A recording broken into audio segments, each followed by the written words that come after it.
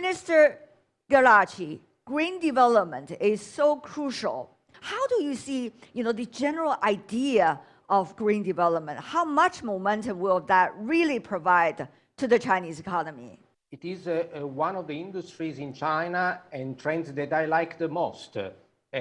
China has the problem that is today the largest emitter of CO2, and it's also the solution. And the solution is very easy for China. There is a lot of land in the western part of China. I've visited the province of Xinjiang a few times last year. Good for you. And you do, yeah, I would recommend to anyone to go and see it. You see solar and the wind farms going. I went by land, of course. I always travel by car and train to see. And you continuously see these wind farms one after the other one, hours and after hours. And of course, you have the advantages of the desert that is also being turned into more fertile land, because there's a trick there. When you have solar panel, the ground below becomes more fertile, so it can be used also for ships and other activities. So there is a whole, let's say, almost a circular economy within that.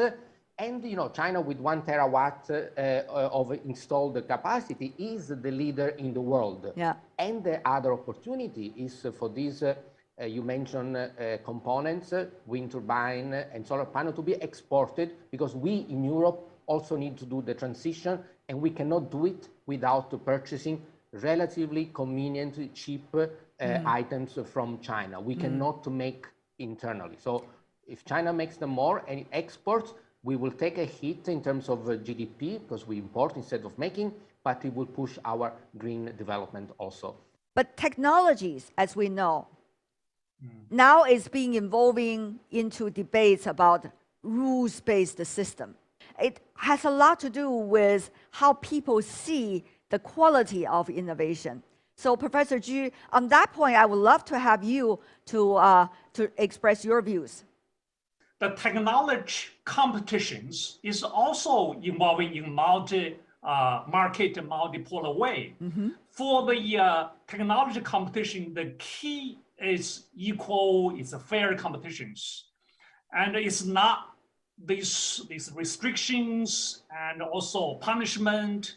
China has not taken punishment for any country in technology. So I don't think this is that China has a problem with the technology cooperation innovation with all other countries, but rather it's the states, US, want to restrict China's innovation. Will standards, rules be used as tools when competition in innovation or cooperation in innovation is being nurtured? They could do that, but I do think that that would be a second order measure. Unfortunately, Tian, we've passed the stage of having to pretend. Certain countries now kind of openly say, we do not want to trade with that, and we will do anything we can to block it. I'll give you an example. President Biden was against the gas pipeline between Russia and Germany, Nord Stream 2, a business that is related to Russia and Germany, nothing to do with the United States. And yet the US has not made any secret that they don't like it, and it was not done.